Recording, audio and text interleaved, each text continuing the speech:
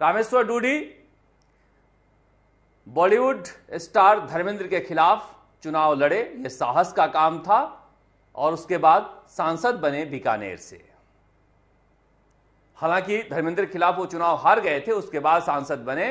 फिर 2008 में वो विधायक बने, कांग्रेस सत्ता में लौटी, मगर उन्हें अशोक गहलोत पसंद नहीं करते थे, इसलिए लूणकरण से आने वाले वीरेंद्र बेनीवाल को अशोक गहलोत ने गृह राज्य मंत्री बनाया और इंतजार करते रह गए रामेश्वर डूडी। वापस कांग्रेस सत्ता से बाहर हुई तो शीशराम ओला सोनिया गांधी के पास पहुंचे और उन्होंने कहा कि अब अशोक गहलोत की राजनीति को राजस्थान में कम से कम विराम दीजिए, और वहां से वो 2 सितारे खोज कर लाए। सचिन पायलट को प्रदेश अध्यक्ष बनवाया और रामेश्वर डूडी को नेता प्रतिपक्ष। ये दोनों बेहतरीन काम करते हुए कांग्रेस को सत्ता तक पहुंचाए। जब कहा जा रहा था कि 21 सीटों पर सिमटी हुई कांग्रेस अब क्या कर पाएगी, तब इन्होंने शानदार ढंग से मेहनत किया राजस्थान में जमीन पर। एक एक मसलों को देख लीजिए, एक एक कांड को देख लीजिए। अभी की तरह वो कांग्रेस नहीं थी। सदन से लेकर सड़क पर दोनों नेता जनता के मुद्दों पर लड़ते दिखते थे, पर अचानक से 2018 में रामेश्वर डूडी चुनाव हार गए। रामेश्वर डूडी राजस्थान की राजनीति को उतनी गहरे तरीके से नहीं समझ पाए जितना सचिन पायलट समझ गए थे। वो आखिरी क्षण तक ये बताए नहीं किसी को कि वो टोंक से चुनाव लड़ेंगे, वरना उनके साथ भी खेल हो जाता। नोखा से जो चुनाव लड़ने वाले थे कन्हैयालाल झंवर, उन्हें अशोक गहलोत ने कांग्रेस का टिकट देकर बीकानेर शिफ्ट कर दिया।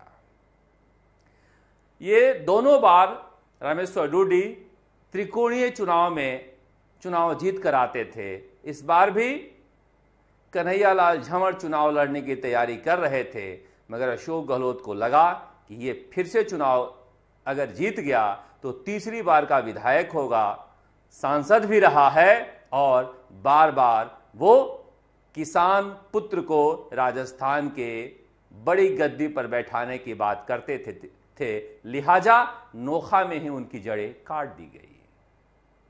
सचिन पायलट इस मामले में लकी निकले। आखिरी क्षण में वो टोंक को चुने, जहां पर उनके सजातीय मतदाता और मुस्लिम मतदाता इतनी बड़ी संख्या में थे और इतनी देरी हो चुकी थी। नामांकन के ठीक पहले उन्होंने दांव खेला कि अशोक गहलोत बिसात बिछा नहीं पाए। वैसे 2008 में भी नारायण सिंह, बीडी कल्ला, सीपी जोशी 3 प्रदेश अध्यक्ष बने थे उससे पहले, और तीनों मुख्यमंत्री के उम्मीदवार बन गए थे। नटवर सिंह ने बीडी कल्ला को बनाया था, सीपी जोशी को गिरजा व्यास और उनके साथ शीशराम ओला ने बनाया था, नारायण सिंह को भी शीशराम ओला बनवा कर लाए थे सोनिया गांधी से। इन तीनों को 2008 में चुनाव हरवा दिया गया। अमरा राम जीत गए, नारायण सिंह से सीपी जोशी 1 वोट से निकल गए, और फिर बीडी कल्ला भी घर बैठ गए। इस तरह से अशोक गहलोत अपनी प्रतिद्वंदियों को खत्म करते आ रहे थे, मगर रामेश्वर डूडी चुनाव हारने के बाद भी एक बड़े कद के नेता थे। सचिन पायलट उप मुख्यमंत्री रहते हुए रामेश्वर डूडी को मुख्य धारा में लाने की कोशिश किए और राजस्थान क्रिकेट एसोसिएशन के अध्यक्ष पद पर सपोर्ट किया और अशोक गहलोत से टकराए।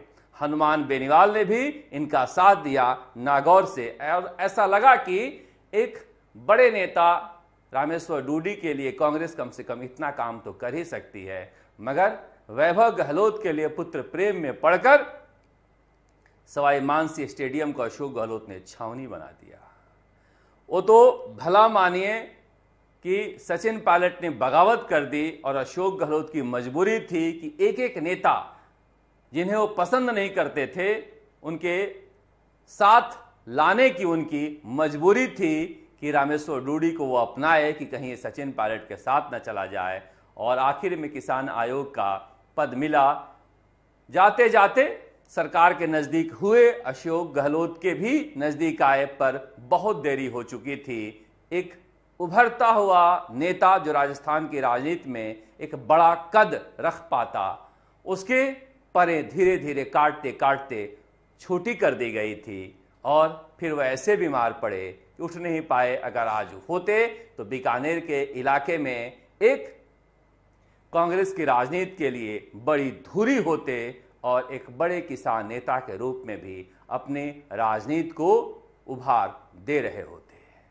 पर एक दिन सबको जाना है, कोई आगे जाता है, कोई पीछे जाता है। लोग जिस तरह से याद कर रहे हैं उन्हें, यही यादें रह जाती है कि उनका स्वभाव कैसा था। कुलदीप थे हमारे पत्रकार मित्र, उनके लिए पीआर का काम देखा करते थे। उनका जब प्रेस नोट आता था तो मुझे देखकर लगता था कि ये नेता कितना संवेदनशील है और हर मुद्दे पर कितनी पकड़ रखता है, पर होने को कुछ और मंजूर था। ईश्वर उन्हें अपने कदमों में, उनकी आत्मा को शांति दे, उन्हें अपने कदमों में जगह दे। ये उनके पार्थिव शरीर को कंधा दे रहे हैं गोविंद सिंह डोटासरा और अशोक गहलोत। इधर कांग्रेस की राजनीति में एक युवा नेता विनोद जाखड़ जेल में बंद कर दिए गए हैं। देखिए, छात्र राजनीति में बहुत सारे ऐसे मौके आते हैं जब आप आंदोलन करते हो, सरकार से टकराते हो, युवा हैं और जोश नहीं है, खून गर्म नहीं है, तो फिर जवानी का नाम क्या? जवानी ही तो रवानी है। और अगर विनोद जाखड़ टकराए हैं तो इसमें इतना बड़ा ईगो सरकार का नहीं होना चाहिए कि एक NSY, एक छात्र संगठन के प्रदेश अध्यक्ष को जेल में बंद कर दिया जाए। अब बहुत सारे अखिल भारतीय विद्यार्थी परिषद के नेता मैसेज करते हैं, फोन करते हैं कि ये कोई तरीका नहीं है कि आप पोस्टर फाड़ दो, हमारे बैनर फाड़ दो, लेकिन पहली बार नहीं हुआ है। छात्र राजनीति में ये सब होता रहता है और ऐसा भी कोई बड़ी हिंसा नहीं वहां पर हो रही थी जिसे लेकर इतनी गंभीरता से सरकार ने इतने छात्र नेताओं को जेल में बंद कर दिया है और कईयों को बुरी तरह से मारा है जो घायल हैं। यह दिखाई दे रहा है किस तरह से रामनिवास गावड़िया, मुकेश भाकर, अनिल चौधरी और मनीष यादव, ये सभी बीजू और जोसेफ के पास गए हैं कि ये कौन सा तरीका है, ये कौन सा लोकतंत्र है जिसके तहत विनोद जाखड़ को जेल में बंद करके रखा गया है, जो संगीन धाराएं लगाई गई है, ये क्या तरीका है। ये सारे नेता जेल में भी गए थे विनोद जाखड़ से मिलने के लिए, मगर मुलाकातें नहीं होने दी गई। अब कहा जा रहा है वरुण चौधरी भी 6 अक्टूबर को जयपुर आ रहे हैं और विनोद जाखड़ को अगर नहीं छोड़ा गया तो NSY यहां पर आंदोलन की रूपरेखा तैयार करेगी।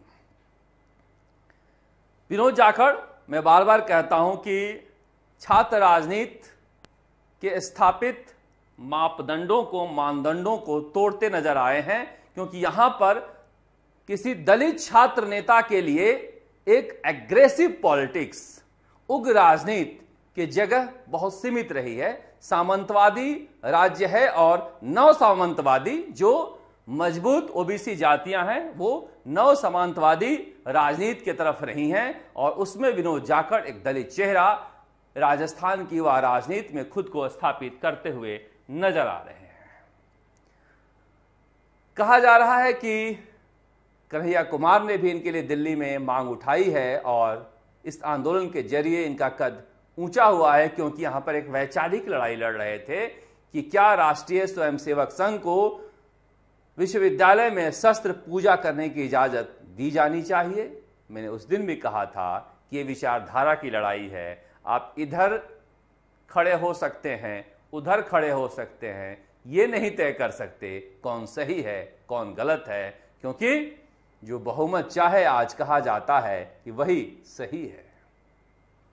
उधर नरेश मीणा भी आंदोलन पर बैठे हुए हैं और फिर से बैठे हुए हैं जमुआ रामगढ़ में। वहां पर विक्रम मीणा नाम का व्यक्ति, लड़का जंगल गया था और वहां पर कहा जा रहा है कि वन विभाग के कर्मचारियों ने बदसलूकी की, उसके बाद आत्महत्या कर लिया और उसे लेकर जब आंदोलन हो रहा था तो पुलिस ने लाठीचार्ज की। और यहाँ पर देखिए अब सब बैठे हुए हैं, वहाँ के जो विधायक हैं गोपाल मीणा वो भी बैठे हुए हैं और एक आंदोलन की रूपरेखा वहाँ पर तैयार की जा रही है। सरकार जो पैकेज दे रही है उस पैकेज को परिवार वाले ठुकरा रहे हैं।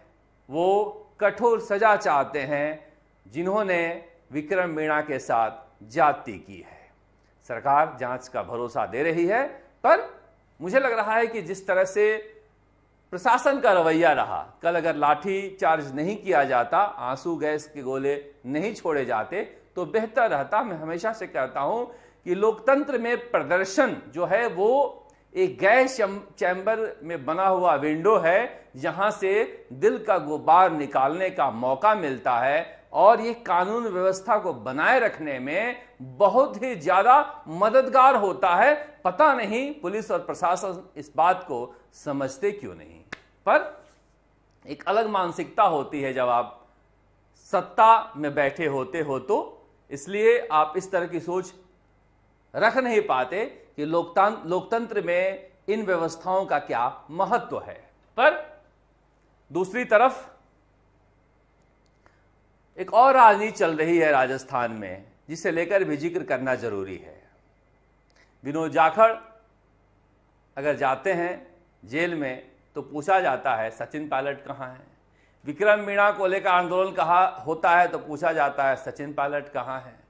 मतलब एक हर छोटी मोटी राजनीति में सचिन पायलट कहाँ है, एक अब्र का टुकड़ा कहाँ कहाँ बरसे। जब मैं लोगों से कहता हूं कि सचिन पायलट राजस्थान में एक उम्मीदों के नेता बन चुके हैं, जहां पर हर कोई उन्हें खुद में खोज रहा है, खुद के आंदोलन में खोज रहा है, जो दुश्मन है वह भी खोज रहा है कि अमुक आंदोलन में वो क्यों नहीं है।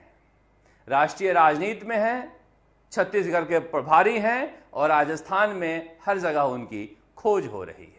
ना चाहने वाले इसलिए खोजते हैं बताने के लिए कि देखो सचिन पायलट नहीं है, चाहने वाले इसलिए खोजते हैं कि देखो हम इतनी मोहब्बत करते हैं, सचिन पायलट नहीं है। सचिन पायलट को राष्ट्रीय राजनीति में भी समय देना पड़ रहा है, मगर यहां पर हर जगह उन्हें खोजा भी जा रहा है। अब ये कई तरह का प्रयोग इसमें किया जा रहा है, मगर मुझे लग रहा है कि सचिन पायलट को अपनी सक्रियता राष्ट्रीय राजनीति के साथ साथ राजस्थान में भी बढ़ानी होगी। अब उन्हें ऐसा लगता है कि जैसे ही हम सक्रिय होते हैं एक तरह से तूफान सा खड़ा हो जाता है कि सचिन पायलट प्रदेश अध्यक्ष बन के आ रहे हैं। विरोधी चारों तरफ से हमलावर हो जाते हैं कि सचिन पायलट मुख्यमंत्री बनने आ रहे हैं। अब इस डर से वो बैठे रहते हैं तो उनके प्रशंसक और विरोधी उन्हें खोजने लगते हैं सचिन पायलट कहां है। जो सोशल मीडिया में विरोधी हैं वो गाली खाने के लिए उनका नाम इस्तेमाल करते हैं ताकि संख्या बढ़े। जो प्रशंसक हैं वो जो विरोधी हैं उन्हें गलियाने में लग जाते हैं जिससे उनके नाम लेने वालों का फायदा हो। तो एक दोहरी राजनीति में सचिन पायलट फंसे हुए नजर आ रहे हैं।